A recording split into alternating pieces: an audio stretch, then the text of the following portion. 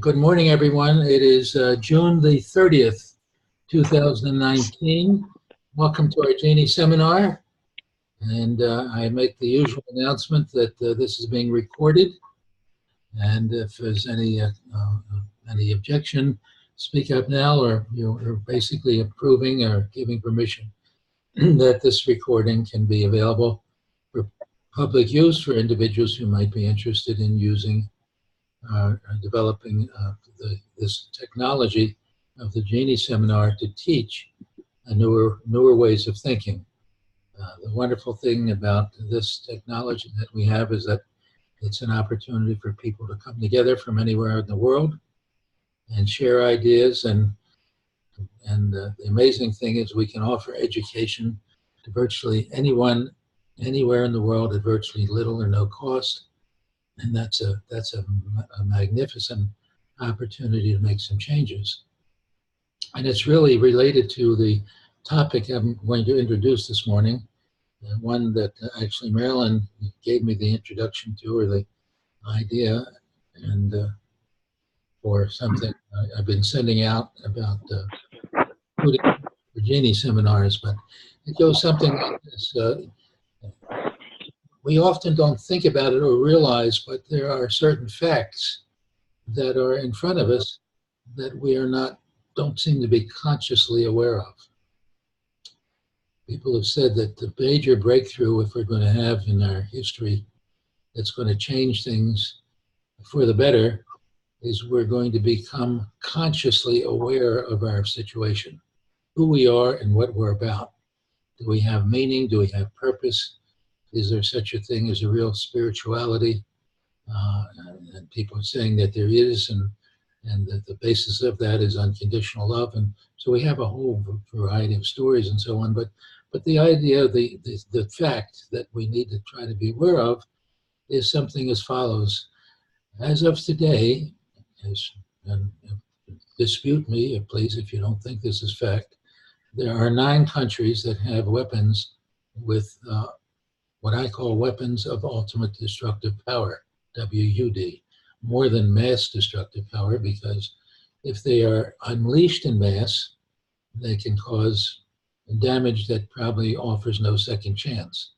We know there are hundreds and probably thousands, but certainly many hundreds of these bombs that are many times more powerful than Nagasaki, Hiroshima, on ready unleash status. That means within a couple of minutes, they can be all put in the air in mass at one time by the push of a button. So that's one of the facts that we have. We know that there are 9 countries at least that have these weapons. The second part of the fact is that we know that they can be unleashed by one person.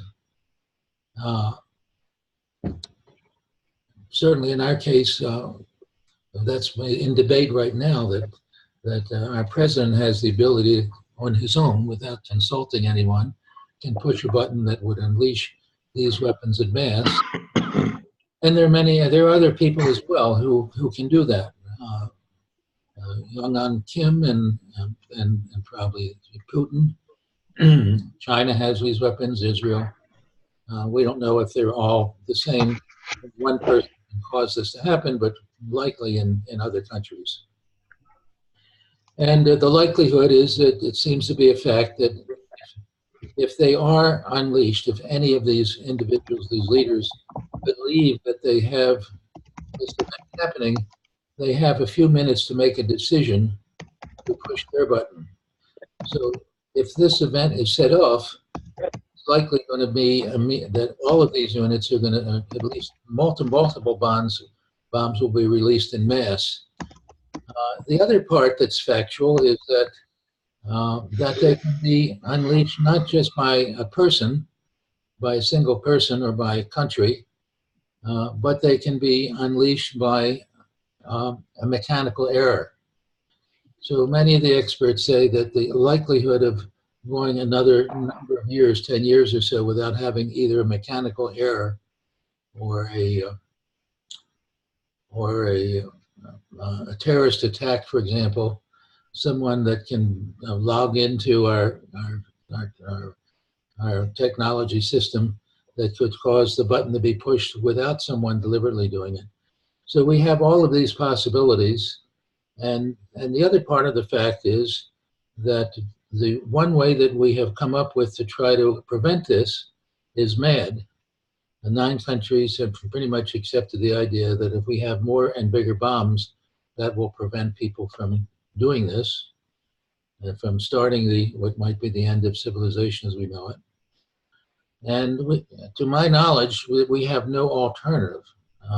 If any of you know of any alternative that anyone has, then speak up. But I don't know of any, and I've been searching around for this, but I don't know of any one that's created any system that has the possibility of bringing about some solution fairly rapidly. If the experts say at most we have perhaps 10 years, maybe in the long run in our lifetime, certainly not in our children's lifetime the way we're going. And if you certainly read the papers, you realize that we're at a situation where someone could start a war.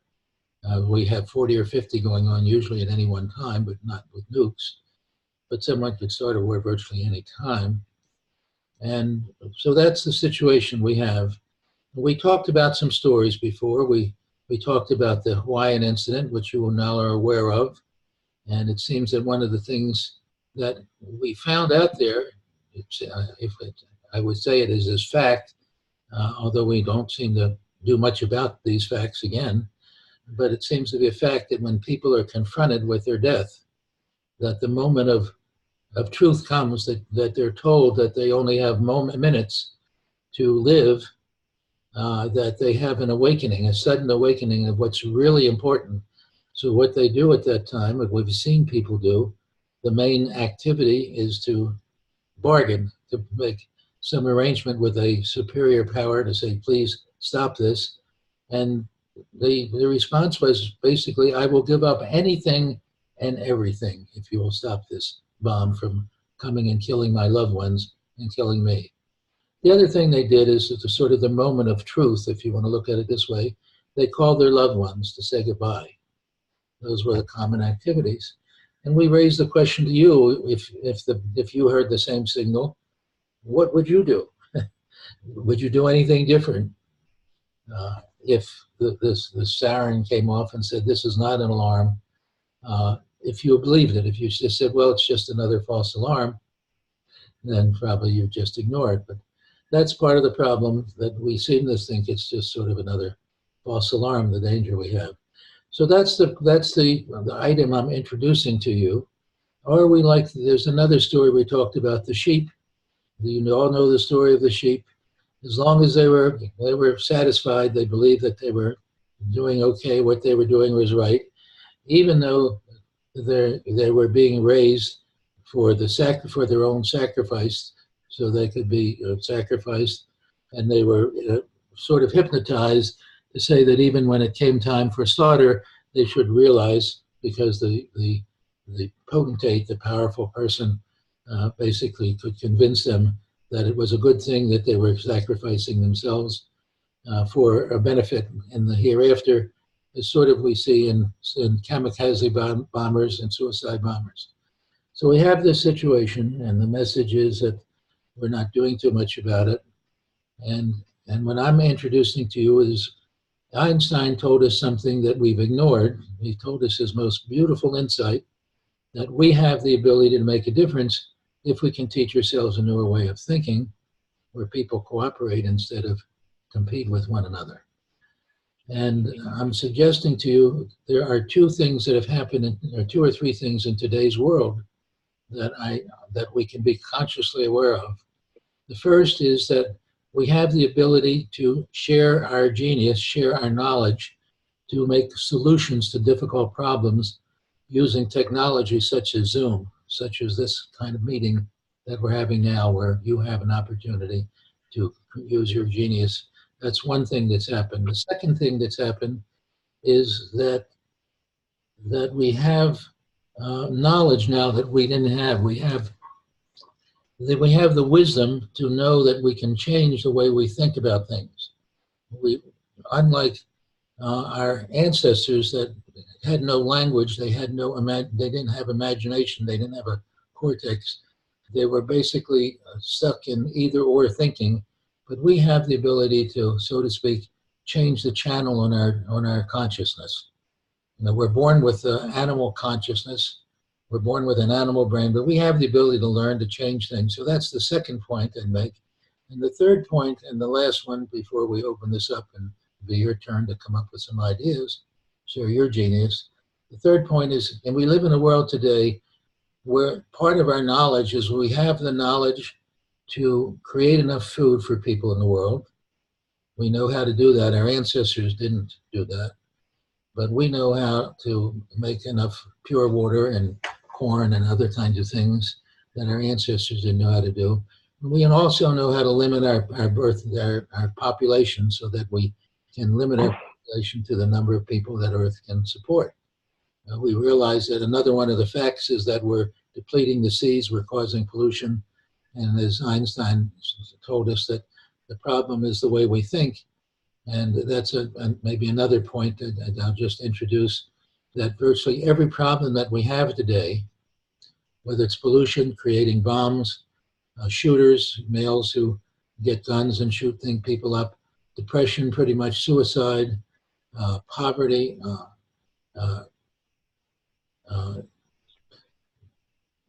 illiteracy, virtually every problem that you can think about is the root cause is the way we think. We said there was a meme, what's good for me and my family and my tribe.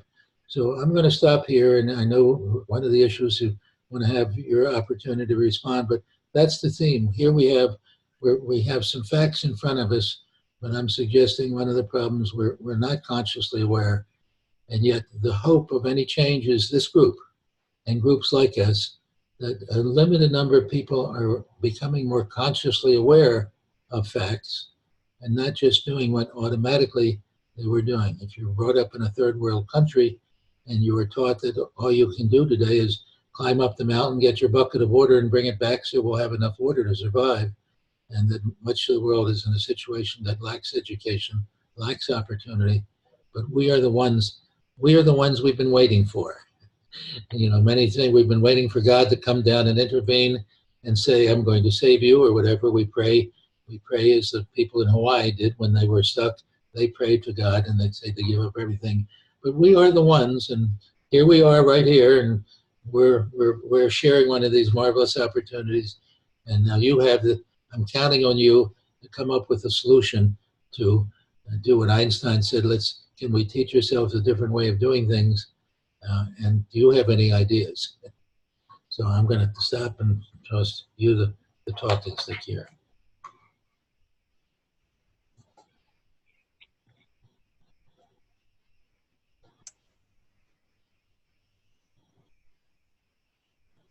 People who firmly believe that prayer and religion would deliver civilization and humanity from such a calamity might say to you, regarding the Hawaii incident, how do you know God didn't intervene?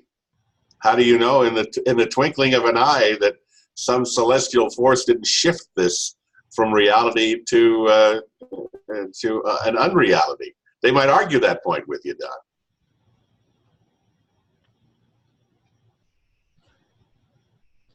I don't agree with them, but how would you respond? I don't know how I'd respond, because there's certainly no way to know. My response might be, I'll go along with you. Okay, God intervened. Will he do it again? Or is there a lesson to be learned in this? Is God saying, hey, this is a drill. The next time you're on your own. God can be very non-intervention. So the response would be more prayer. Yes, possibly. But I'm not being facetious. I'm just saying that you might get that argument back from people who rely on their belief in an almighty power, that would be their response to an imminent unthinkable calamity. I'm very concerned about people who feel the solution is to pray and to hold hands and do nothing else. I don't think there's anything the matter with prayer, but if that's all you do, when the other guy is building up his armories, I think that's opening yourself up for trouble. I think that's what other countries have done. That's what a lot of the Jews did in Germany. You know, you just think that we know that we're good people and that we'll be protected. And I think that tyrants and aggressors depend on that attitude and that response, and that's what can get you in a lot of trouble.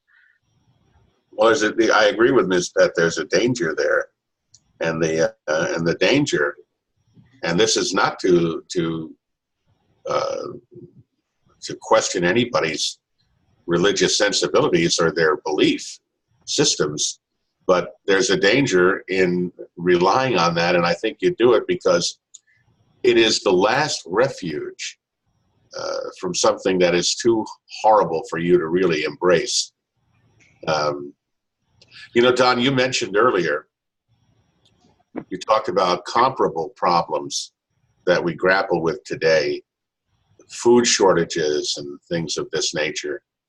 And I think part of what we're up against here is that those sorts of problems are more tangible to people. They feel that they can get their arms around them. They feel that they can actually make a difference. And they do.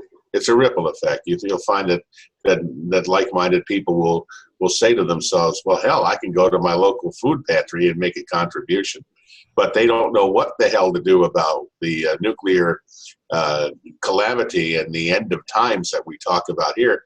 They just throw up their hands, they shrug, they say this is beyond anything that I can impact. I don't know how to penetrate that. I agree with you, Brad. I think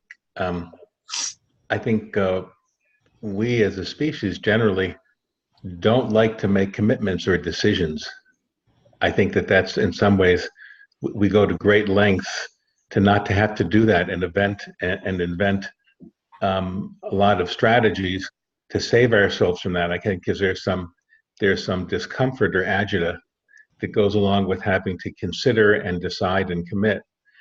I just read something about the stock market, that about 80% of stock market trades now are kind of computer driven. You know, that these sophisticated AI programs look at trends and things that are happening in the world, and you know, these large funds that control much of the money, that most of the trades, the vast majority of the trades are really AI driven. And the point of this article was that, you know, we've set ourselves up for when the right circumstance happens, you know, the market crash is going to happen because the computers decide that's the right thing to do, not because any one person, any one person or any one group collectively decides that needs to be some correction. I think the same is true of, what Don described with the nuclear situation. You know, this is all on autopilot, and it's not accidental that the situation in Hawaii developed because autopilots fail all the time. You know, I think that's what the 737 MAX thing started as. It was, an automatic method of keeping a plane flying level and straight. And, that's what drove the plane into the ground several times before someone stopped and said, maybe we ought to unplug this autopilot and think about it again ourselves. But the response is to make a better autopilot. That's, and that's what, that's the direction that we're going. So I think that the notion of saying, we have to get people to stop and think and consider for themselves, I agree with that, but I think it's also incumbent upon us to appreciate the giant iceberg that resists that. We've set up a tremendous number of systems and processes to guard us from having to commit and make decisions. With these AI programs, with systems that we say we trust to allow them to make decisions for us. So it's something very, very anti-evolutionary about having us go back and do that again, because have to realize all these systems to make decisions for us we've created because that's more comfortable for us. So it's just another illustration that we're pushing ourselves back into a realm that's much more uncomfortable for us.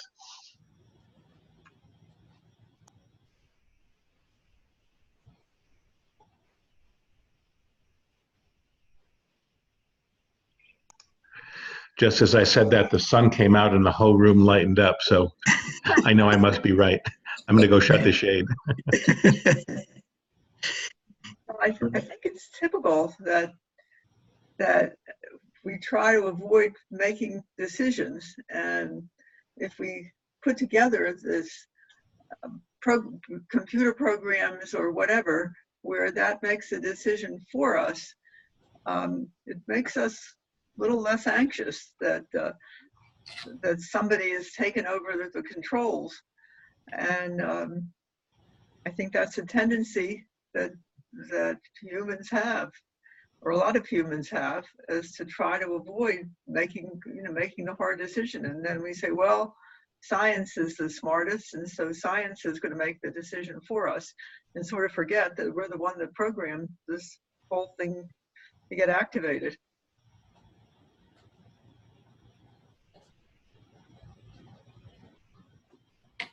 I think it illustrates how artificial intelligence isn't artificial. It's just our intelligence, programmed into a computer, the sense that artificial intelligence is better. It's like science, it's a reflection of us. It's not some independent, correct reality that we've discovered. It's just another way that we look in the mirror, and it reflects us. But people worship what they see in the mirror. Well, the fact is, maybe it isn't us. Who is programming these things and who's making the decisions? It's somebody who has a degree or is head of a department or is appointed by the government. You and I on the street don't have a chance to input as to who is programming these computers. So I think it's something to think about.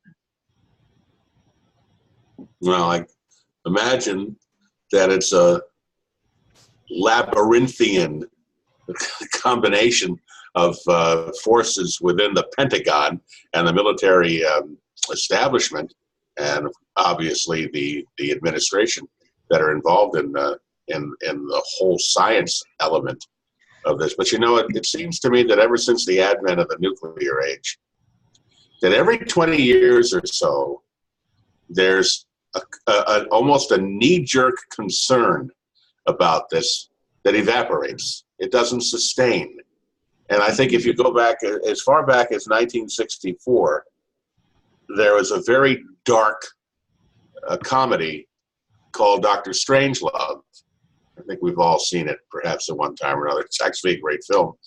And the premise of it, it's almost a satirical version of the movie Failsafe, and the two films are companions, but they're a result of the collective anxiety of the nation that we're on the brink. This was 1964. I think both movies were 1964. Then you flash forward 20 years, almost seems every 20 years. You get the movies such as The Day After, which were horrific presentations of what happens when we all go for broke. And it sobers us up. But then we go back to worrying about the business meeting or picking up the dry cleaning or food shopping, and it doesn't sustain. I don't know how you make it sustain other than the horrible reality of something of a limited nature happens. And I would say that it is possible for a limited nuclear exchange to occur.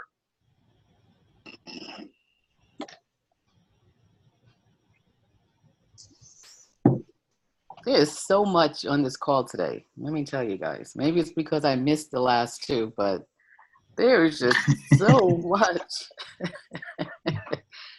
I mean, we started with, religion and giving up all of our power and hoping that we can be saved, by God or some other force. And then it's what what do we have under our control? And then it seems like now we're in, talking about giving back up our control, but only to AI, and who's programming AI, et cetera. So I guess I want to come back and focus my thoughts anyway on taking back the power ourselves and what can we do, right? And I know even from the very beginning when I started joining the calls, I think at least in my head, I come back to this as to what actions can we take? What can we do as a collective, even if we start with a small group, to change the outcome that we're trying to change? And then is the outcome it's huge. Is the outcome world peace, or should we, because we get into the conversation then about maybe world peace is too large, we need to start smaller, or are we trying to just change people's thinking and then hope that gets to the outcome of world peace? So I just kind of wanted a little more grounding and focus for me, so that at least today I get to walk away with thinking, here are my action items, or at least some items I can think about focusing on. I just comment and have to just say something. Remember, one of our word switches is changing either or to both and. The way Josephine, you just commented, it is our choice dealing with world peace or changing our way of thinking. What if we can change that to that both are related, that if we change our way of thinking, the way Einstein suggested, where people cooperate, or another word for that little phrase is unconditional love. If we change the way of thinking where people cooperate, we will have world peace. So, but we're so used to framing things in either or. It's innately part of the way we process information. And yet one of our word switches, which we introduced at one of our very first meetings, we're still caught up in this either or way of looking at the world.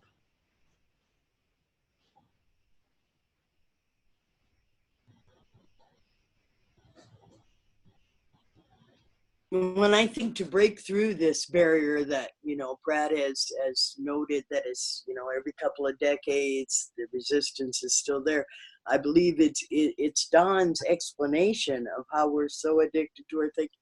Last week I was listening to Bruce Lipton, and he's one of my favorites. And I just think, wow, if you put Don and Bruce's work together, it just really is compelling to at least, because most of us don't even think about looking on the confines of our blinders.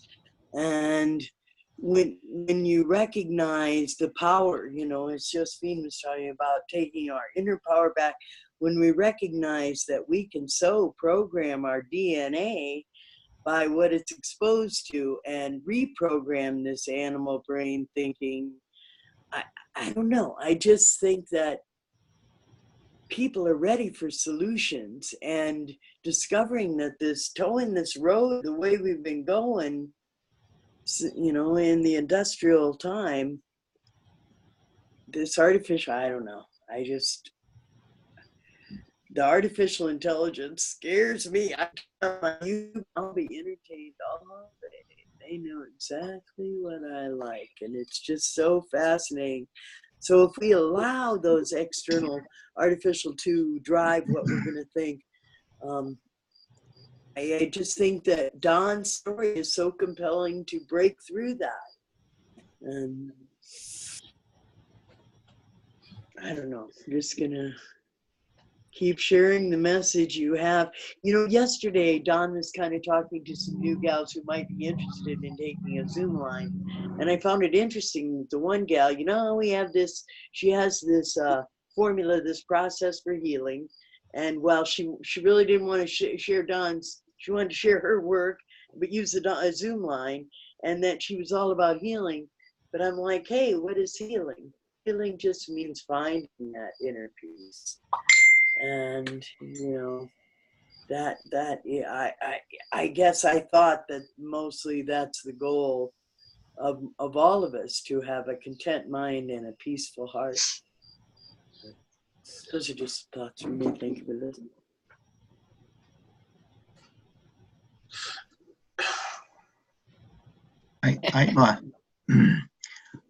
I guess I'm still not as, I think we're going up against human nature with some of this stuff.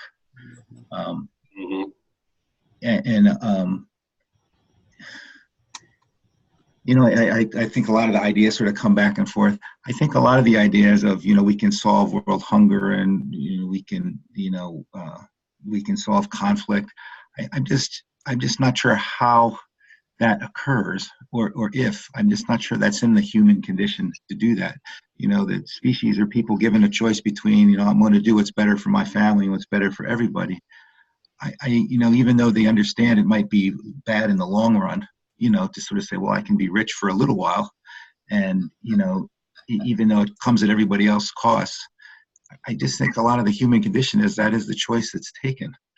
And I'm not quite sure how you fight that. I was looking at China for many, many years, and one of the conclusions I had about the Chinese government was that, you know, when somebody gets into power, you know, the benefit is that I get to exercise power for the people I know in my clique. And I can do that at the expense of other people. And, you know, at a certain element, it sort of comes down to that's what human nature is, to do that. And the idea that you can kind of wave that away, to say, well, you know, you just don't have to do that. To me, that's it's going to be tough to convince everybody that people are willing to wave that away. I think you can convince everybody at a local level that, you know, you can do things to make you happy and that will sell. But to sort of say that we can solve the world's hunger problems, I'm not sure that you can, or I'm not sure that you can without dictating your way of life on everybody else. And the only way you're likely going to be able to do that is coercion or force. So you know, and to a certain extent, I think from other people looking in, it's going to be seen as rather colonialistic to sort of say that, well, you know, we have the answer. You just have to do, you know, live your life the way we tell you should, else, you know, the world is not going to be in the right place. Those are hard to grapple with, or, you know, to try to convince folks or make a compelling argument that, you know, you should do it our way because we have some insight better than everybody else. So I get stuck at the global versus the local. All right, Brad. I don't know if it takes us afield from our main purpose here, but somehow it seems to me that solving world hunger might be, well, by comparison, more within our grasp to do, given science and AI and the rest of it, than it is to protect ourselves from self-programmed annihilation. I don't know. I think as far as world hunger is concerned, what we're up against is population. And I don't know any effective way to stem that, or that we should, but to create new food products and food additives and things like that is in the basket of things that science may have inroads in. But getting back to where we're at in our conversations here, I don't want to offer a negative note, but it seems to me that after childhood, my collective consciousness has always noted the objective of world peace. It's all I've heard about throughout the course of my adult life, from high school to college to the professional world and just living.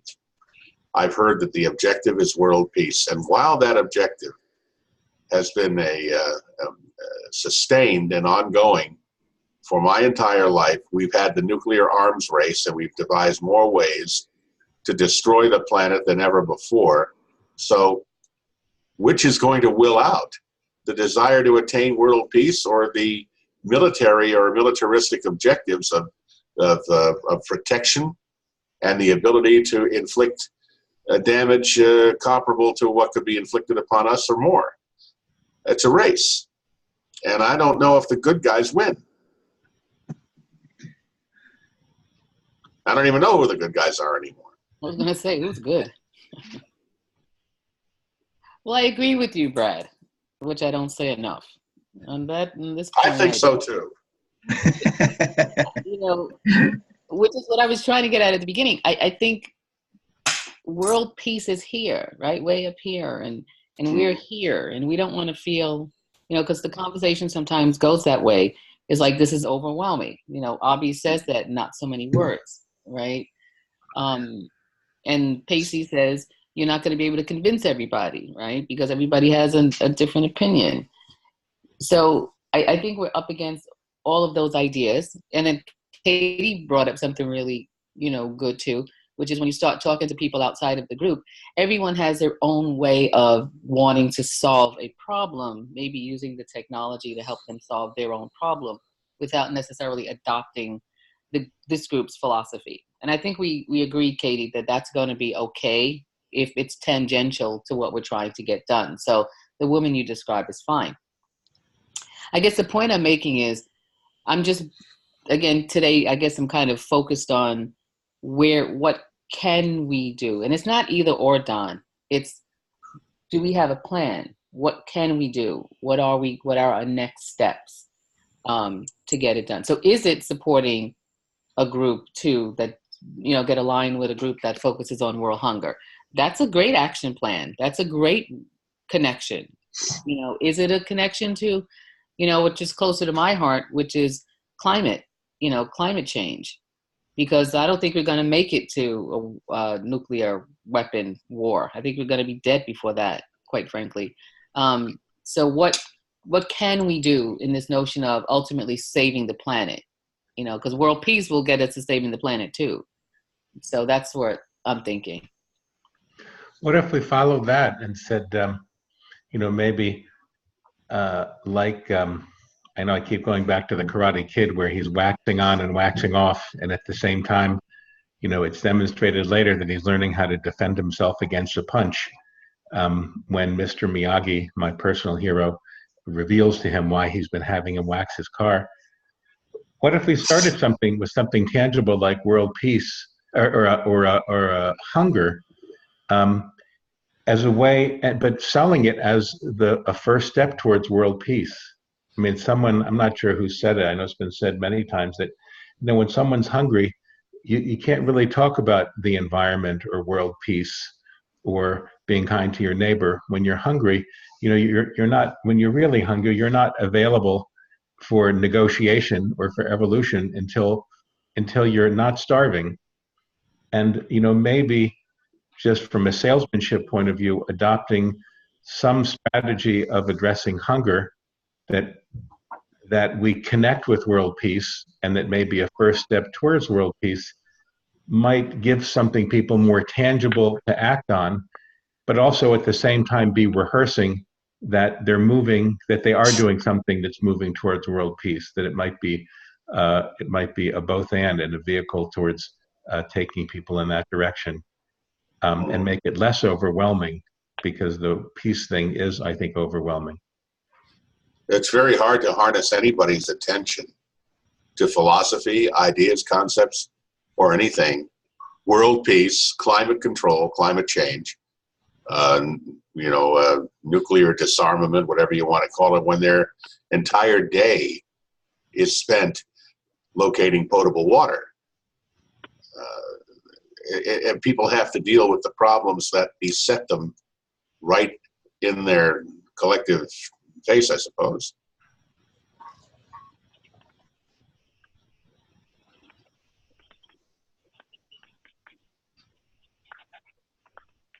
Well, I think that, the original idea is to offer people up happiness. That was the local, from my perspective. That could be out, we could switch to climate change or to,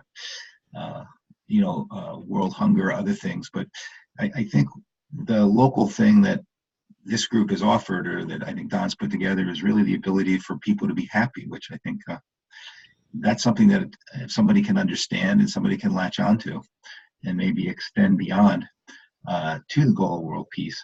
But that's something you can talk about personal happiness and appeal to people, and they understand that, without having to convince them that the human condition is such that you can solve world hunger, or that people shouldn't be having wars with each other.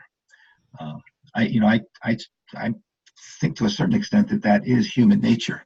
That if there was world peace, the people who are at peace, I think eventually are going to start to decide, well, I would like to have more things for me and my way of life that this does better for me. And I can do that by starting to encroach on others. And then I think that's the seed of war again. Can you convince the guy who's the head of North Korea that, he really shouldn't be, from our perspective, suppressing his people, for, his individual gain, or from what our view is something that looks like it's a little more self-serving than it is altruistic. And that's, to me, it's a state of human nature. And I'm not sure that you're going to weed that out of somebody, that if you did have world peace, that, you're going to have people in encroachments that are going to start to create some disharmony again.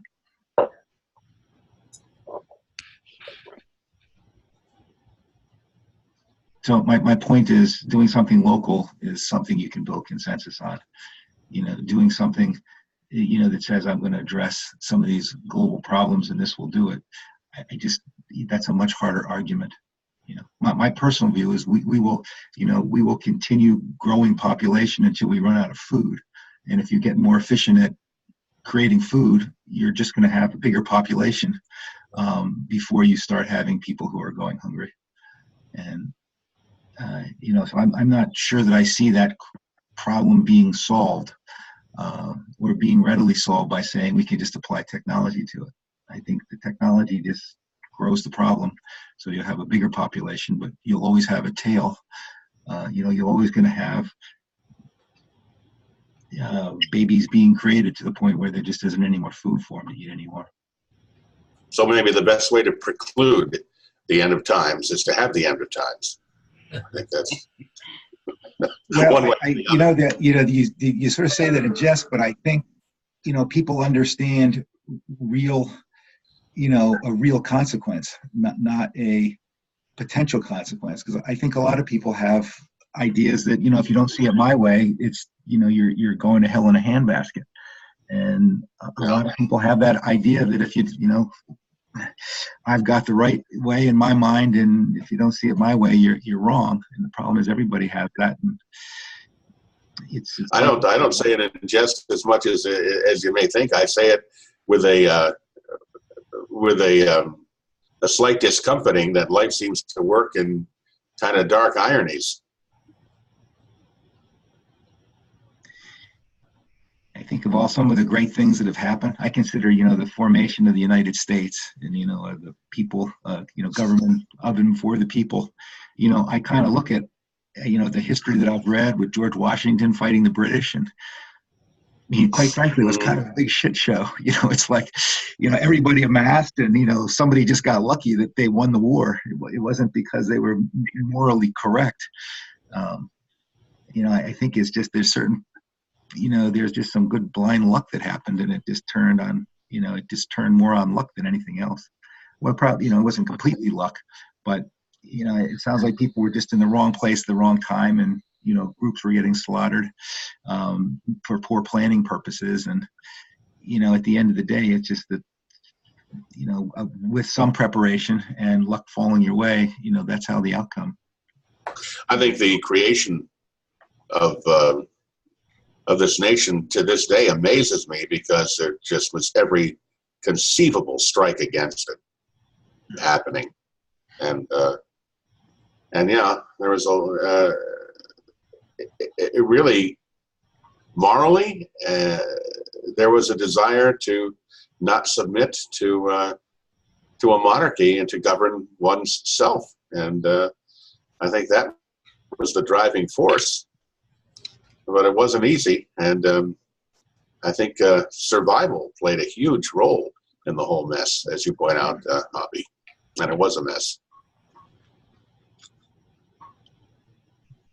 Is there any way to get to where the project wants to go without consensus?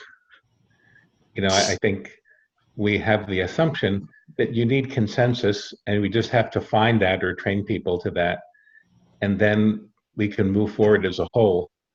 And that seems to be to me, that seems to be one of the main stumbling blocks.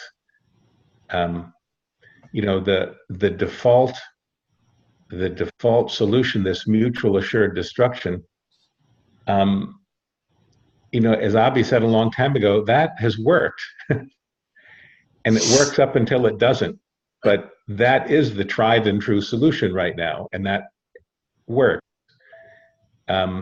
You know, it almost slipped, not because mutual assured destruction failed, but because the gadgetry and the computers that, you know, or the person that sent a wrong alarm or pushed the wrong button. But, you know, is there a lesson to be learned from the solution that exists now, you know, which is this mutual assured destruction? That is how evolution works. You know, it goes from where it is to some incremental next step. It doesn't go back 3 steps and go a different direction. So, you know, is because I'm not sure that mutual assured destruction. I guess I'd ask the question: is that based on a consensus or not? What was the consensus? Sorry. Well, I mean, we've come to a predicament, which, you know, this mutual assured destruction, and does that represent a consensus among world powers about something, or is it an example of a degree of peace that is not based on consensus? And should that inform us about some other way of ensuring peace or building peace without consensus? Because I think that's what this project is about, is consensus. I'd like to comment on that. I think mutual assured destruction is an expression of human nature. So it's brought out. Human nature is what we are. And what Bruce Lipton is a cell biologist. We had an exchange some time ago, by the way, Katie. I sent him my information, and he sent me his book, which was very nice. We didn't continue that dialogue, but what Bruce Lipton did was a major innovation. Based on his cell studies and so on, he did something that was opposite what I learned in medical school.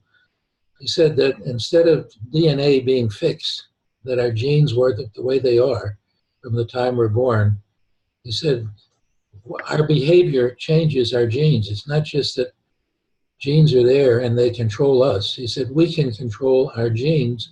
When we change our behavior, our genes gradually change. We have that ability. So the message is that we have been given, I mean, this is the way I understand, we've been given a new organ that no other organ has, no other species has. We've been given an advanced cerebral cortex, which we've called the Genie organ. So what's happened in the course of evolution means change. So change means we need to adapt to new things. And we've been given, we're the only species so far that's been given the ability to direct our own destiny. For 3.5 years, life has been controlled by trial and error and imitation. That's the way learning has occurred, trial and error and imitation. We've been given the ability to use imagination. We've talked about this. Einstein said imagination is the most important event in history because we can solve problems in our mind where there's no consequences. If you make a mistake by pushing the button, it's all over. We've got to that point. But we can solve problems in our mind by thinking things through and then making a decision. And then finally, after making many mistakes in our mind where there's no consequence, we can pick the one that works. So I think, so the answer again comes back, it's so simple that we overlook it, that the simple step is it's up to us to change our way of thinking. We don't tell other people what to do. We show other people what to do by example. We lead by, not by commanding other people to do what we think is right, but we show other people by our own example. But we're in our comfort zone. You see, nature tells us that we are stuck in our comfort zone because we're comfortable with what we've learn language that was given by our ancestors, what was necessary in history. It was nature's way. It had to be powerful and be part of a tribe and kill other people to survive for limited resources. The world is different now. So I think when Brad, you say that it's not a matter, as I mentioned earlier, we're not going to expect the child who's brought up to has to spend their life getting water. That's not going to make the difference. And I think what Josephine just said, the real question is not an either-or question, but what can we do to make a difference? That's the real payoff question. How do we combine our energy? It start with ourselves, though. But we're the reluctant ones to change. As Abby says over and over again, I don't want to give up why should I give up uh, for tomorrow what I can enjoy today? I think that's what we're seeing in our President Trump. He's saying, look, let's print more money, make everybody happy, and then you'll vote for me. I'll print more money. So what if we get into debt to every other countries and they buy us out? I'll be gone by then. I've only got to be elected another 4 years. I've only got to look to the next election. And if I can get elected then, I'll be happy. I'll have my money and let the people worry about the problem later. But that is human nature, you see.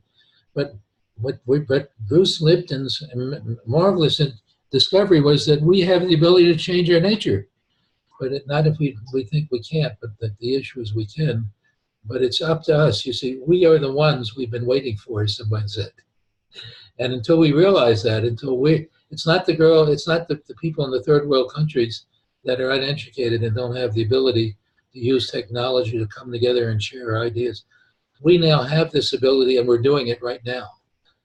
And I'm so proud of everybody here, because I remember when we first met, we spent so much time blaming everybody else for whatever problems we had, and now, we've gotten away from that, and we're getting more to the question, the real critical question: what can we do together? How can we share our genius, co-create our genius to solve problems?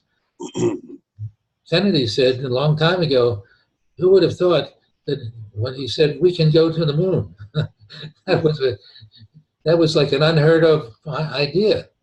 But sure enough, we did it. And some people have said, our brightest people have said, if we can think it, we can do it. And Einstein said, the key to change is the ability to use imagination, basically, to think and to have imagination and find solutions in our imagination using words. Of course, words are what enables us to tell stories. So it gets back to the words. Our ancestors created words that were tribal words. And our ancestors believed in unconditional tribal love. Unconditional love was our creator's way from the past. Unconditional tribal love was necessary, because if you weren't part of a tribe, you would be extinct. It was clear you couldn't survive if you didn't belong to a tribe and were prepared to kill and compete with other tribes. We're still competing with other tribes. The way we've been thinking in the past is our nature, and the point is, can we get out of our comfort zone? And I don't think that's what we're all here resisting. We're not willing to get out of our comfort zone. So I'll try to be quiet now. I'll try to contain my passion. Don, I guess based on what I'm hearing, it's not optimistic yet. It seems, and this is, I'm pivoting off something Pacey said. When we've evolved as a species, we've kind of evolved based on, learning the hard way. So we learn the hard way, and then the ones that survive evolve. So if that's the logic of our history and our biology, the only way we're going to learn and change is by doing it the hard way. So I agree with Don. My question is, we need examples of when we've been smart enough as a species to change our behavior, to change our way of thinking, to evolve without learning the hard way. Everything we have today is basically an example of what you just said. the scientific method. When we discovered the scientific method, we discovered the power, the supreme power, the ability of trial of common. And we don't have to learn by trial and error anymore. We've done that for 3.5 billion years. But because we have imagination, you see, we can now future forecast in our mind. If we have an accurate history of our history to our present, that gives us the ability to predict our future. So now we learn by wisdom instead of trial and error. We've always learned by trial and error, which is our source of power. But power is blind. We can use power to create good things or evil things. We can use power to make bombs. We can use power to create bombs of love. Men are predisposed to make bombs of destruction because we've been given muscle and power. Women have been given the more energy to create bombs of love, to nurture automatically. But what's happened in history, our history as males, as we've talked about this, we've used our power to cover up women, to remove their love energy, and so our society is based now mostly masculine, harmful energy to win by overpowering others instead of cooperating with others and sharing. So everything we're doing today, whatever utensil you use, they've all been done because of intelligence, because of wisdom, that we've designed something in our mind, not because of but we've learned by trial and error. Now we've added wisdom. We haven't gotten rid of trial and error. We made an error. We probably with Hiroshima and Nagasaki, but we can learn from our errors. When you learn to walk, you learn by making mistakes when you walk, don't you? And then you learn. But now we can teach people to learn without having to actually make the mistake. That's called wisdom. That's what our cerebral cortex, or what I call our Genie organ, enables us to do that no other creature on Earth has been given that opportunity to learn by mental rehearsal rather than actually making an actual mistake. I don't know if that makes sense to me. It makes perfect sense. I can think of one example, Josephine, in terms of role playing. I know when they try to get kids to understand the consequences of their behavior, one of the ways was take them to prison and putting them in a cell for a while. And they talk about the kids hearing that door slam, locking them in when before they had committed a crime and were sent to jail. And that I don't know if that made a difference. I mean, it seemed it made a difference to the people who conducted this role play. I'm not sure how much it made a difference to the kids who were put in the lockup as a kind of an experiment. But maybe a sort of a combination of imagination and going through some sort of role playing might try to do the job. I think films do that. When you go and go into a film like The Day After or other things, maybe it's some kind of a role play that can bring the message. I'm not sure. It's tough.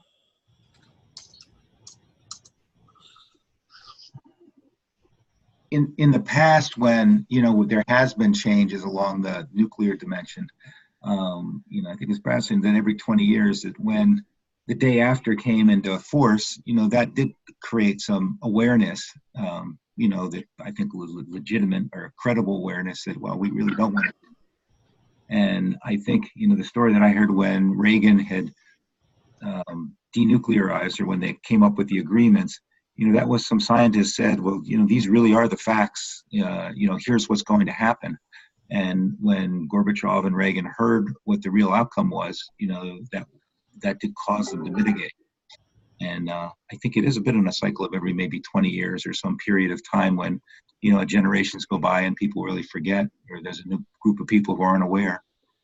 And, it kind of in order for change to occur, something like that has to be brought back to people's attention on what it really means. And that, the trial and error piece is that I still think we learn by trial and error. The only difference is in the imagination, we're doing the trial and error. I mean, trial and error is how we understand things. It's if you can use your imagination, you can run the trials in your imagination rather than for real. But I still think trial and error is the kind of thinking what might come is the motivation out. I mean, I get the concept. I mean, and I think that's the way we believe an evolved human should behave. I just don't think we've evolved that way as a species. So something like, Hiroshima and Nagasaki, the only thing I think the human species learned was how to make better bombs, right? Because the nuclear proliferation after that occurred did not go down, right? It skyrocketed. You think about the nuclear weapons we have today versus then. So what I worry about as a species, or even, how to change the thinking, is if the only way history has taught us to evolve is by doing, right? Behaving, and seeing the outcome, not imagining the outcome, but actually doing it. Like, we're up against that. That's what we're up against. Interesting. Some might argue that the proliferation that you point to is what was the germination of mutually assured destruction. It is. That's what created it, and has been a prophylaxis against for about 60, 70 years. It's been normal for 3.5 billion years to survive by creating more powerful weapons. We start with teeth and sticks and stones, bows and arrows. That is our nature. The point is, we can't change 3.5 billion years of history suddenly. Evolution, slow change. But the dilemma we have, and Einstein is telling us, now that we have weapons, that we can't continue to do what's been our nature and we've been doing for 3.5 billion years, but we do have the ability to change the way we think. And that's what we're resisting. It's all that simple. Until we teach ourselves the new language and the new words, that we can learn to cooperate with one another and get out of our comfort zone. Our comfort zone is our male history comfort zone, which says the way you survive is by having bigger muscles and making more people and having bigger tribes, getting everybody to be part of your tribe, and then that's the way we survive. That was successful. It was perfectly normal and sane in the past. Einstein telling us it's still normal because that's the way we've been created, but now it's insane because we can't continue to do what we've been doing. The message we've learned from evolution, if we'll only listen more to the truth of evolution, the true story of us, instead of his story, which is the old story, our story is a story where we've adapted. We're here because our ancestors have adapted to change. Each time if their ancestors did not adapt, they became extinct.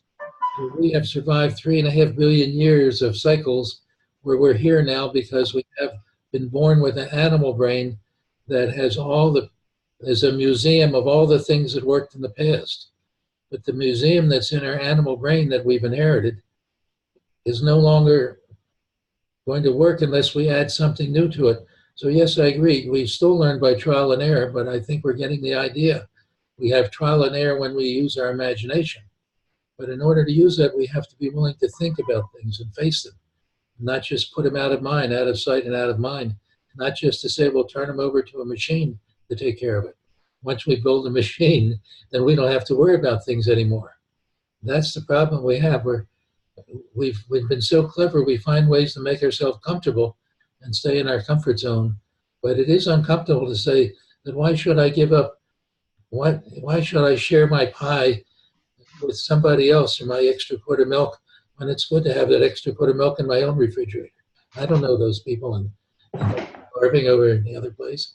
Until we recognize that unless we look at ourselves and be willing to challenge our comfort zone it's only a matter of time. And that's I think one of the brightest men people that we know of. When people say who are the bright people in the world, almost everyone identifies Einstein. They don't say John Jones or Mary Smith.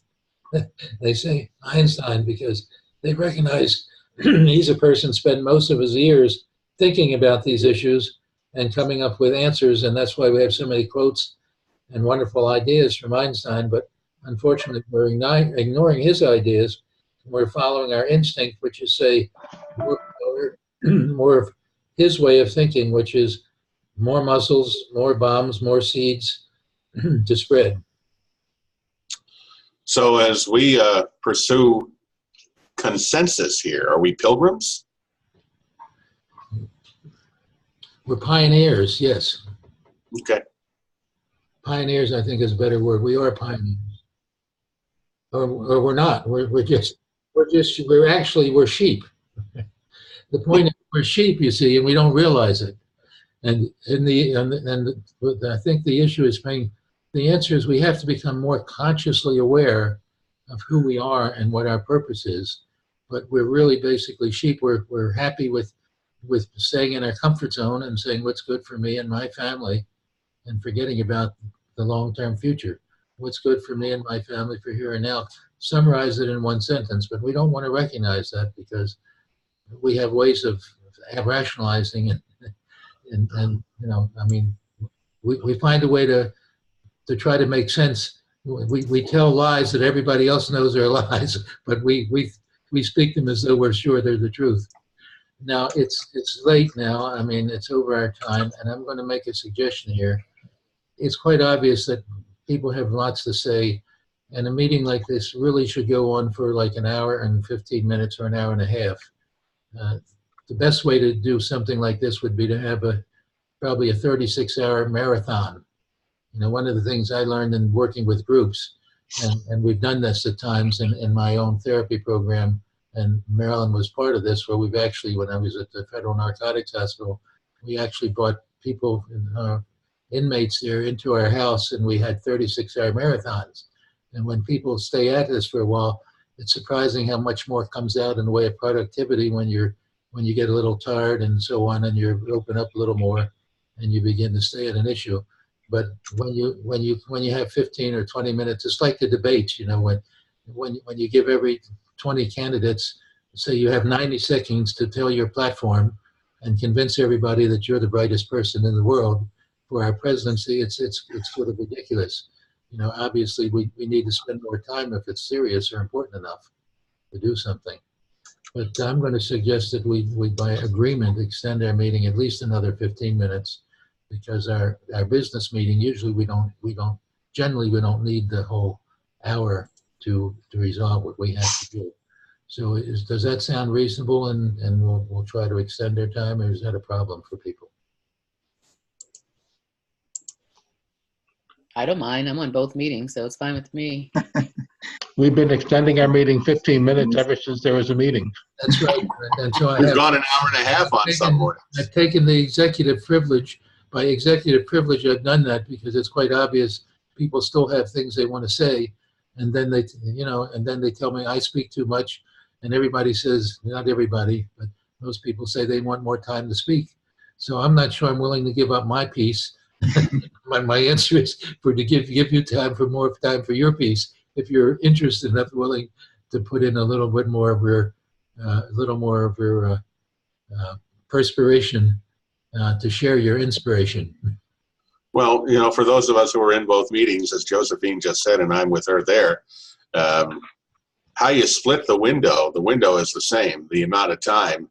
How you split it between the Genie seminar and the business meeting is entirely at your direction, Don. I'm here anyway, so that's my piece. The others may have a different feeling. Well, I'll suggest the following then. I think it's important that we spend a little more time than the hour. Generally, these meetings should run at least probably an hour and a half to be more productive, but that may be taxing to other people's time. So let's say we'll use our judgment to say no more than an hour and a half. Try to start to end the meeting, maybe as we get at the end of their time, but people have more to say. And then if you have to leave, we understand that. And sometimes you just can't come anyway. I mean, for example, I'm sure John Rosado is probably preoccupied with something, and not everybody can come every meeting. We know that. And if you have to leave early, leave early. But I think if we add a few more minutes to our time, we will be more productive. As I personally think a 36-hour marathon meeting, a retreat where people sit and they deal with important issues, that's the way you get issues resolved. It's hard to resolve something that's created over 3.5 billion years and in part of our DNA. I think we're going to change that by changing the words in a few minutes. But I think that the issue is we can make a difference, but it does involve some perspiration before the inspiration comes. So, but let's say now, if you have any last words, why don't you share your last words before we end our regular meeting?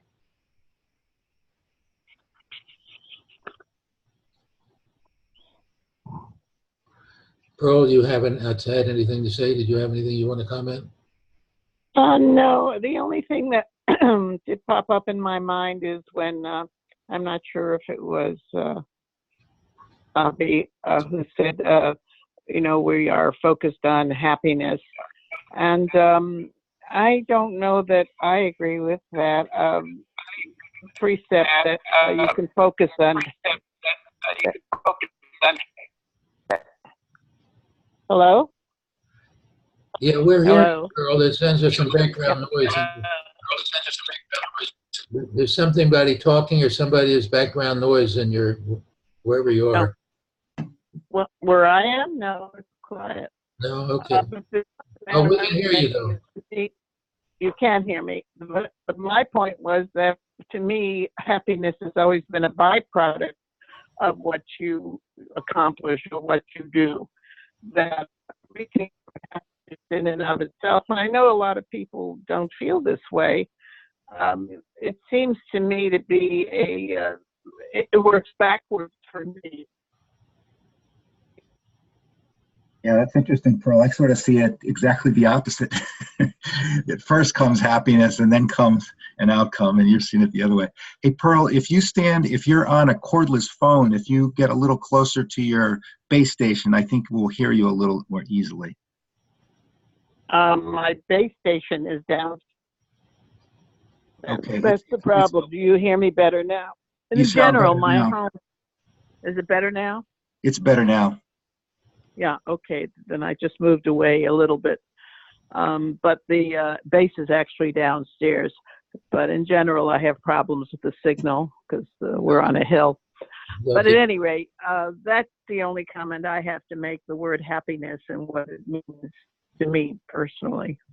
It's a byproduct. Okay, my last comment then is just try to keep in mind that my suggestion is that the qualities that we need to teach ourselves are, instead of fear, scarcity, hate, and war, which are qualities that seem to be dominant, the qualities we need to teach ourselves are happiness, enough, love, and peace. If we teach ourselves those qualities, it will change things. It's not happiness or love. It's not happiness. It's not either or. It's not happiness, enough, or love, or peace. It's happiness and enough, and love, and peace. So if we get to that both and way of thinking, not either or. It's not either happiness or peace or love or power or whatever. They need to be together. As I said, power without love is blind. It leads to war. Love without power is lame. It can't do anything. But power and love together is a very potent opportunity to make our world the happy, loving place that we want. But we seem to get stuck up in this war.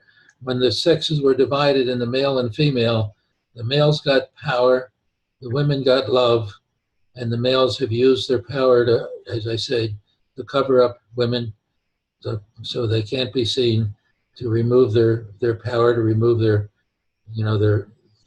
their ability to express themselves, And that's one of the reasons we have such an imbalance today. We keep making more weapons and we don't have enough unconditional love. So that's something I hope you'll give a little thought to. So thank you all, and we'll hope to see you all next week.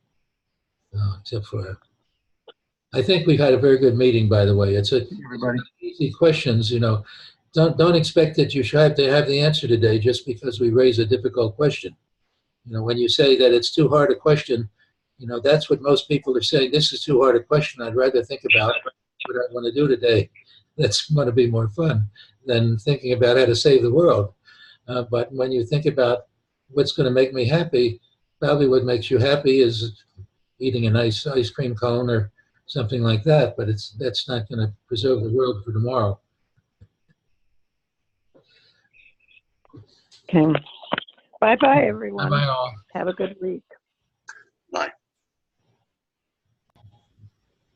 Okay, team.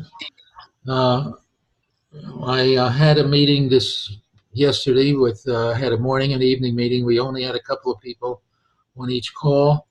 I think the calls went okay. In my lack of technology, I forgot to start the recording on the second one, so I did get a recording of the first one, and maybe about 2/3 of the second. We'll have to look at them and see if they're worthwhile using and editing them. But I think at the end of the meetings, the people that were on the meeting both seemed to be very pleased with what they heard. And we'll have to just look at them and then hopefully create some additional times when we try to figure out how we can recruit people. Until we get a large number of people who are participating in meetings, we're going to have trouble using our 50 links. But I think, if we can distribute our 50 links in a reasonable period of time, we can't do it instantly. And I'm still working with several groups and other people that if they take an interest, they could probably soak up some of these links very rapidly. There are a lot of people doing wonderful things, and they might be interested in having one of these links that would be a legitimate use of their links. And I think Josephine will verify that the director of the educational services that we spoke to said that after several months taking a look at us, they might even try to help us some more, continue their help. So we have a possibility of a wonderful partner here. And it's, of course, beneficial to Zoom that they associate themselves with a group that's doing good. Every corporation would like to have a positive image.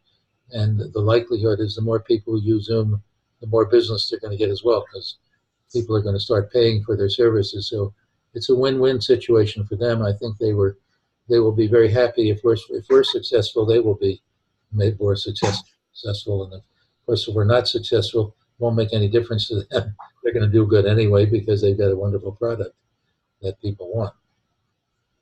So that's just my report about my activities yesterday, and took a lot of time to prepare some of this.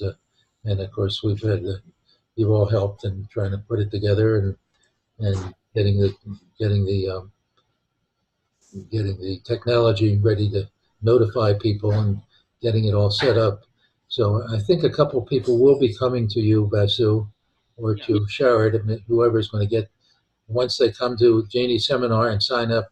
I think there will be some people coming and asking for some of these links. Sure. So Don, did all the 5 of them attend, or it was less? Because 5 had signed up total. I'm thinking, I think there were probably maybe 5 people who came. I think only 2 of the people who signed up came. And maybe there were a couple of people that I had sign up from other calls that I made. There was a couple from Florida, a mother-daughter team. Interesting couple. The mother is a background an anthropologist, and she had 3 years of medical school training, but had to drop out when she had a thyroid serious condition. So now she and her daughter live in a trailer, and they travel around the world when they have money enough, trying to do very much what we're doing. They use Zoom groups, and they try to teach people to work together to make a better world. She's interested more in working with children and hypnosis, but they were very interested in the idea of the whole evolutionary process and the idea of that we have to change people's way of thinking rather than just, kind of work with children and get people to change by giving them positive suggestions through hypnosis.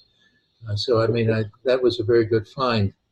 I found those in a Barbara Marx Hubbard group, and when I heard of what she was doing, I invited her. She came, and they seemed very interested. But there were probably 3 or 4 people who might be calling us to get links. So where do we stand otherwise? Any thoughts now about where we go from here and how we're doing? So, Don, some other people had also expressed interest, or at least responded to the email. So I forwarded you those emails. You can check. And also some people were like, I mean, if we want to do it again, you can give one more time slot and we can try. If you will forward the names of people who suggested interested and maybe didn't show up, maybe I can contact them personally and Okay. have a conversation. But until we get things moving along, the real, you've heard the expression that the first million is the hardest. Once you have the first million, the next 10 are easy. It's easier. But to get the first 100 or first 1,000 people, or the first 50 people signed up for Genie seminars will be the most difficult.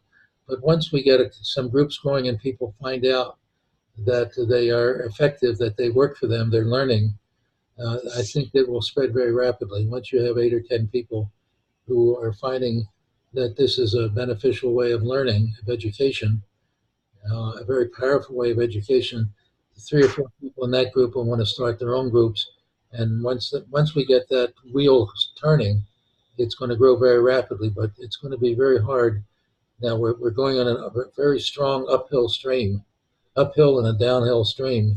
And so there's a lot of resistance to people changing what they're doing. As mentioned on the meeting today, people want to do what they want to do.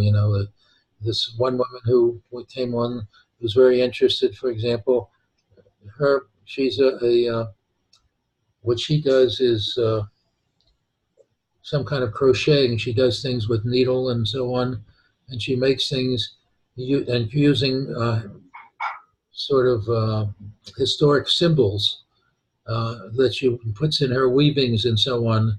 And she thinks that's her way of getting to the top of the mountain. She's interested in doing something for world peace, but I've listened to our program, but her interest is running classes on teaching people how to use this needle. I forget what it's called, not crocheting or whatever, but it's making tapestries or whatever that have meaningful symbols that convey new information and get people to change, to become more friendly towards the world, a happier, sane world.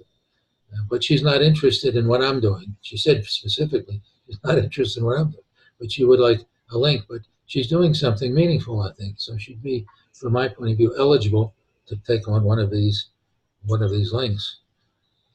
And I'm using it liberally, Josephine. I don't think if the Director of Education feels we're using these for some generally good purpose, I suspect they'll be happy with us.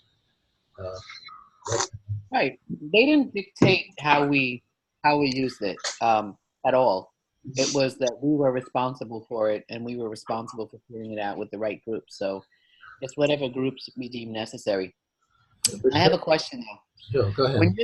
When you're setting up these call times, I mean, I think it's taxing on you.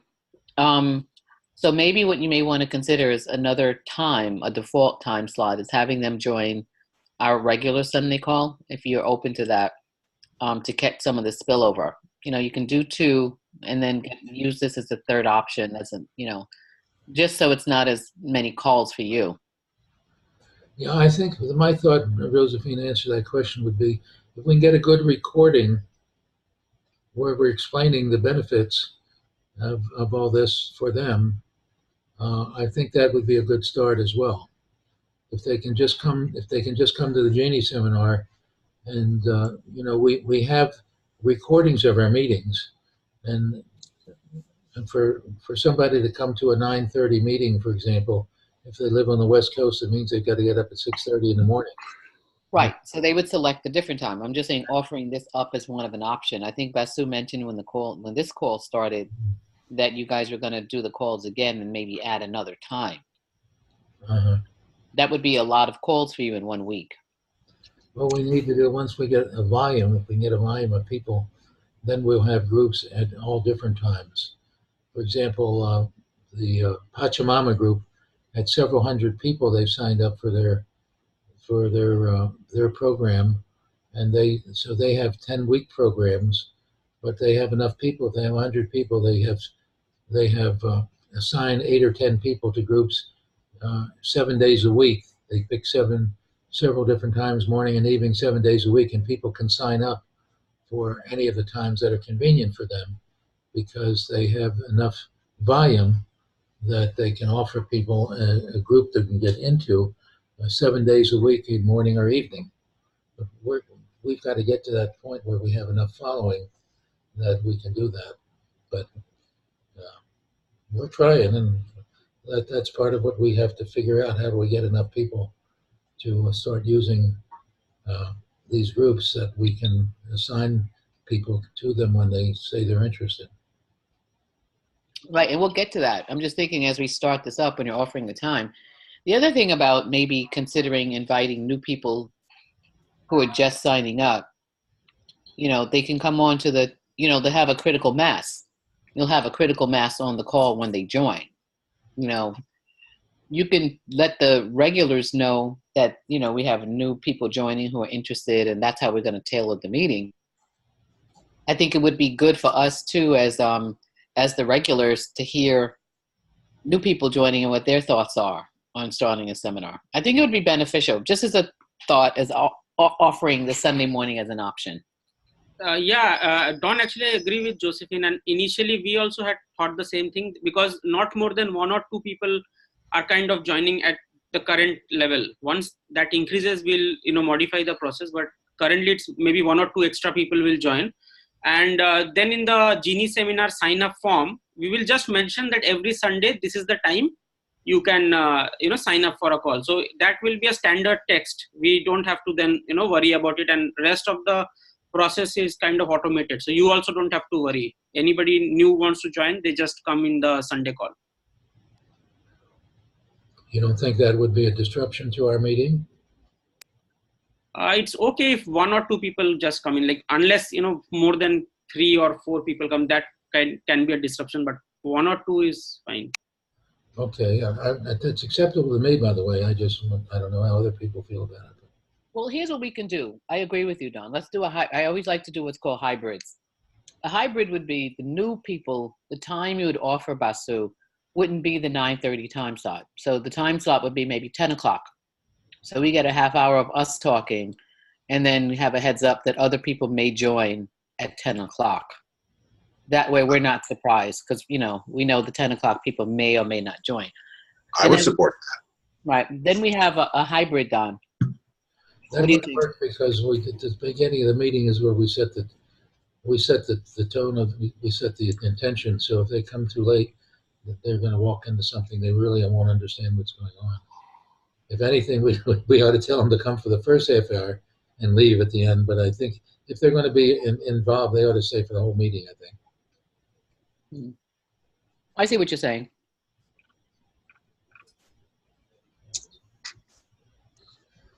Well, it's just a thought, because as we have, you don't want to always have calls that only have 1 or 2 people joining. It becomes a personal session. Mm-hmm. And I do think offering them a wider group to see how the Genie seminars go as a regular, especially if you're looking to take on one yourself, you may not want to watch the videos, but actually participate in a live one. So just a thought. I'll tell you what I found was most important in the meetings I ran yesterday. We had very small numbers, but what was very clear, it's when they had an opportunity at the end of the meeting to share what they were interested in doing and what was important to them, that it was quite clear they became rather excited about the process. So one of the big advantages of the Genie seminar, of the use of this technology, is that it gives people an opportunity to put skin in the game, to share something personally about themselves. And people really are tired of talking heads now, you know. This Lisa Garr, who has a wonderful program where she invites the top self-help people on, and she does a wonderful job of interviewing them. She does that for an hour, and she's done that for like the 10 years. And she has all the top people that she gets to come on. They're interesting programs. But she's saying that the network is wanting to cancel her now because people are getting tired of just listening to the same thing over and over again, and not, you know, there's no audience, very little audience participation. When people share something about themselves, that's where where it's meaningful. In our meetings, you see how eager people are to have an opportunity to talk and tell me to speak less because they want to speak.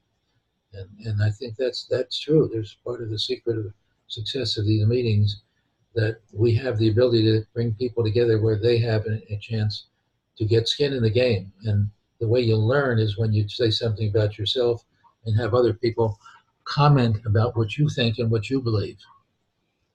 Not just to hear somebody spouting, this is what you should be doing because we know the right answer.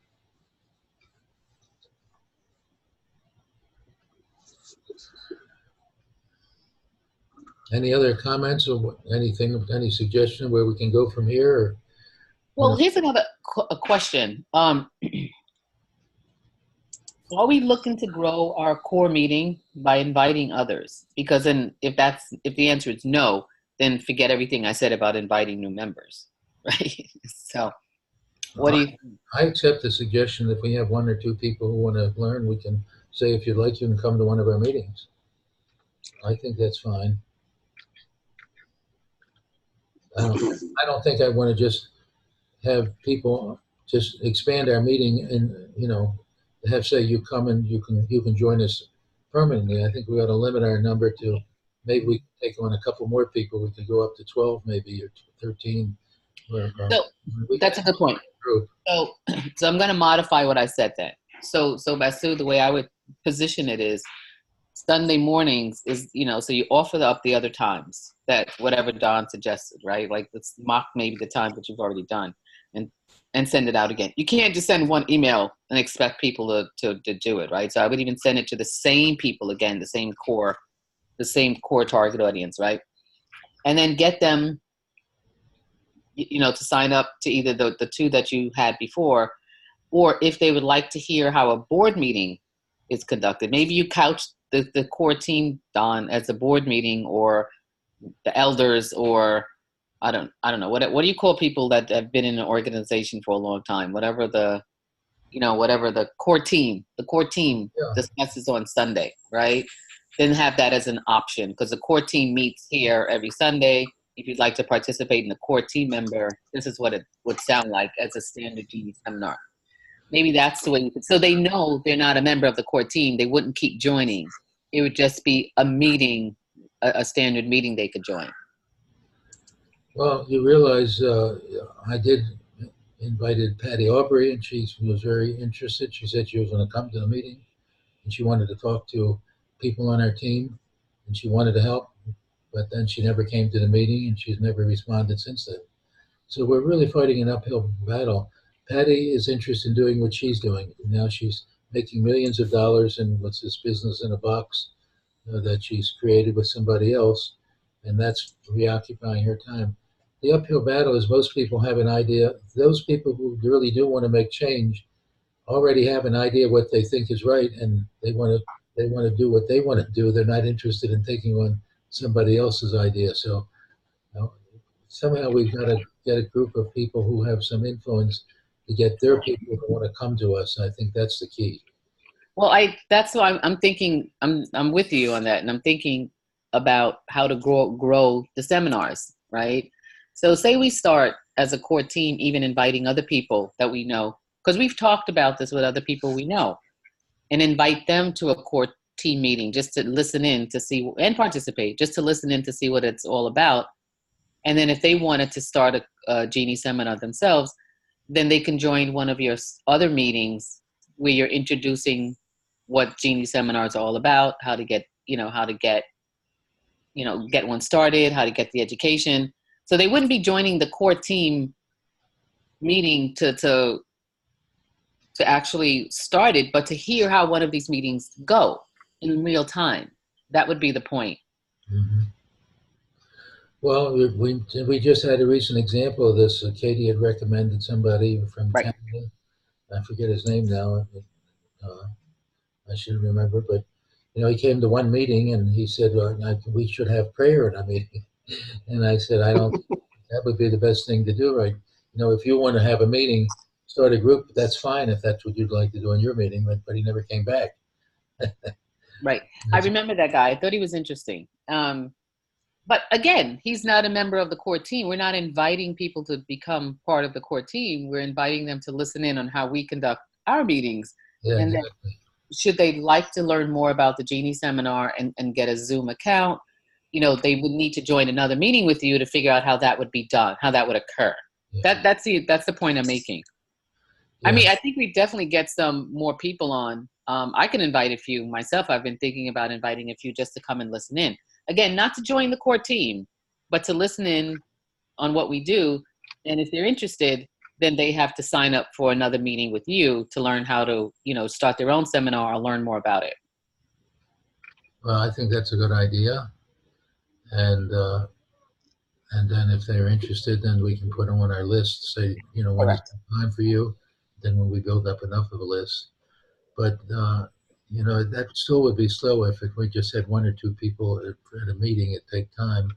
But what we have not capitalized on, we do have recordings of our meetings.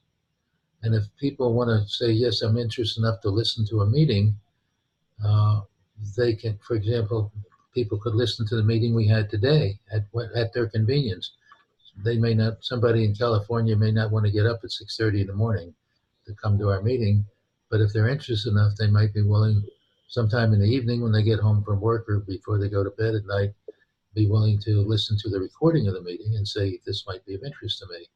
So that you can multiply numbers a lot faster using recorded information. It may not be quite as effective, but it may not be as practical to expect to get more than one or two people at a time a week. So it's a slower process. But well, look, the other one, we got to do both ends.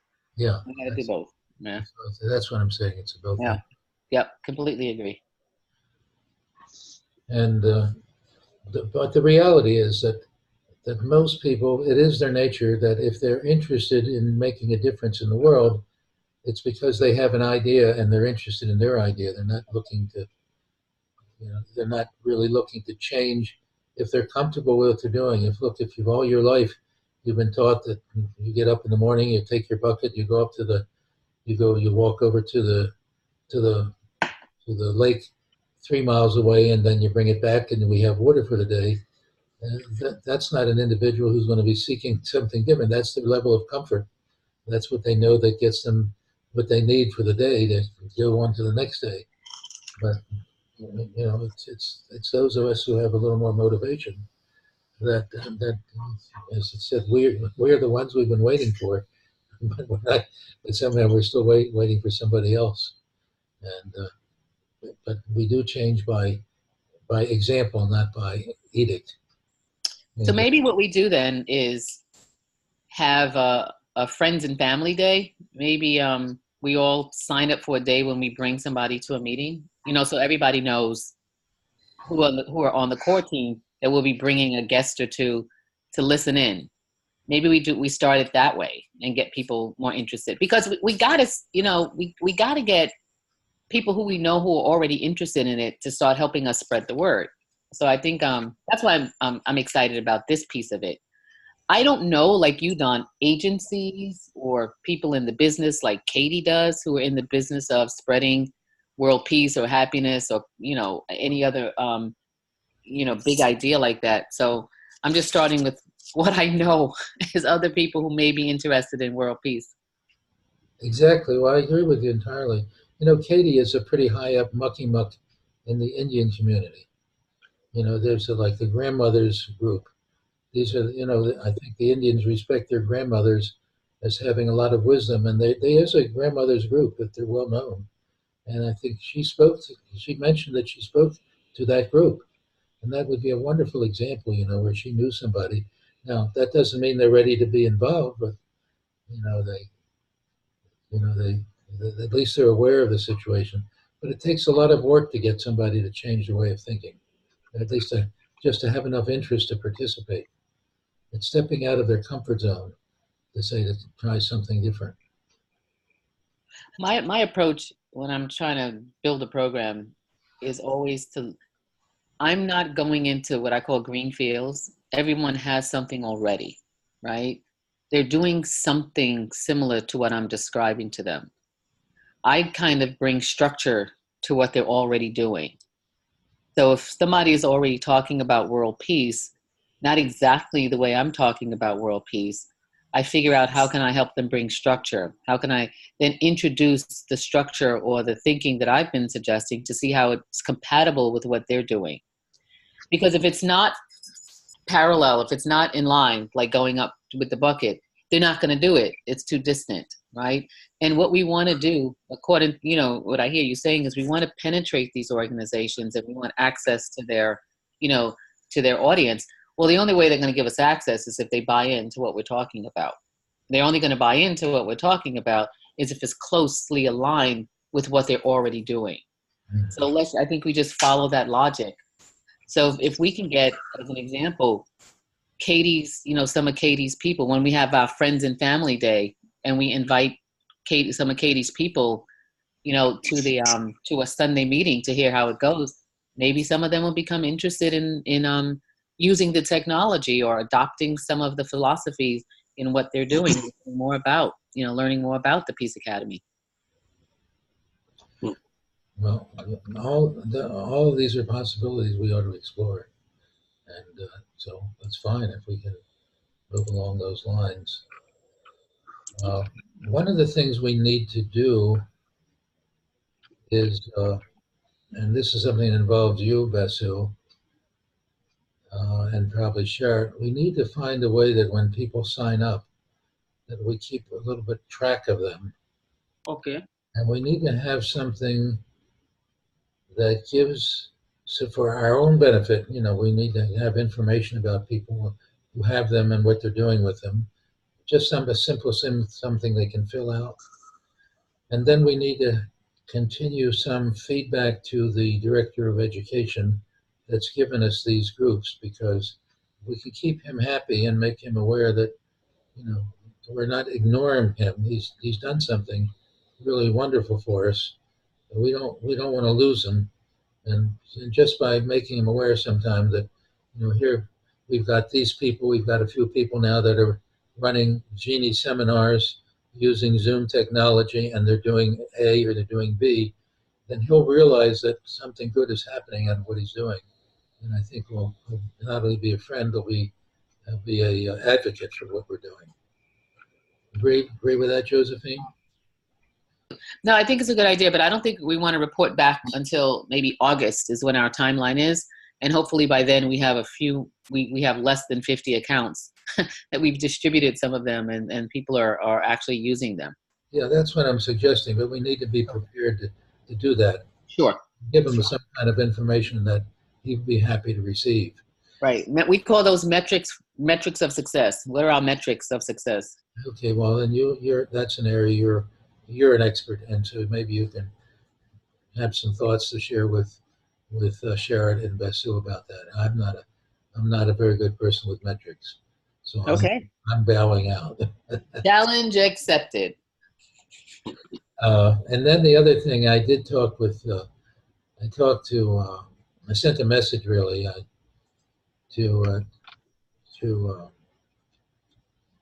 Steve Harrison and his wife, because they had made some suggestions of how to promote me and their media. And one of the suggestions I made, I thought they were little, they were good suggestions. Steve is very brilliant about doing this. He's done it with thousands of people over years very successfully. But I don't think what he suggested was good, but it was not what we're really looking for. So what I suggested to him is that, and he hasn't responded yet, but maybe we'll think about it, that instead of promoting me as a person, that he promote the educational community and say that we will be happy to entertain and offer some valuable information to radio or television audiences by promoting one of our speakers. And so we'll provide a speaker, and I indicated that we could say in the ad we will either promote Brad or you, Josephine, or Brad or myself, and just indicate that. And then if people, maybe have an interest, then we'll see who fits into the time slot, which is a little different than promoting me. They've done that, and so far, I did do 2 interviews in the last couple of weeks, by the way. I did an interview with a West Coast radio station and a Philadelphia radio station, but I think they were probably very small stations. I don't think we got much traction. Oh, and I forgot to mention, my job changed too. I got a new, more broader responsibility. So my title and everything has changed. So are you God yet? Huh? Are you God yet? Am I not? I said, are you God, G-O-D yet? Yeah, I know. I said not yet. Well, congratulations. I think that's wonderful. Yeah, it's really good news. Yeah. I hope along with it went some increased money. I hope so. The way it works a lot of times is, it's do the job. We need this, do the job. And then all of this is how it's been for me. They put me in these roles that have never existed before, and I get to define it. It happened like 6 times for me at IBM since I've been there. I get to define it and shape it and then go on to a new challenge, which I love, but it's always a little scary. So I've been out of pocket a little while too because of the work scope changed. So the title now is Marketing Acceleration Services Strategy and Transformation Leader. So it's a great title, a mouthful, but it's a lot more responsibilities. So what I was doing before. Strategy and Transformation Leader. Yeah. So you're a transformation person. Well, I guess, yes, I am. Damn Skippy. That's yes, your title. Now you got to live up to it. Exactly. They give you cues. This is a very interesting transformation. Right. So and the culture environment. Where you're fading out. Got to say it again. No, we can't hear you, Josephine. You're frozen. You're a frozen transformation person.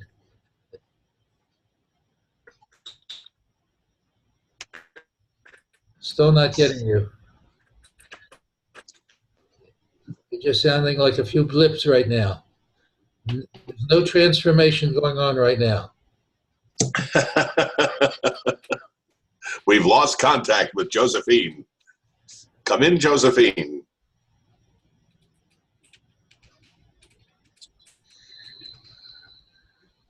You might have to sign in again. I don't know. I don't know if you can hear us, but we cannot hear you. We just see your name.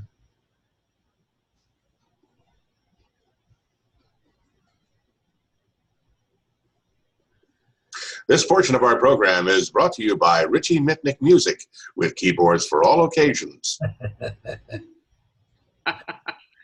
Ask about our outservicing.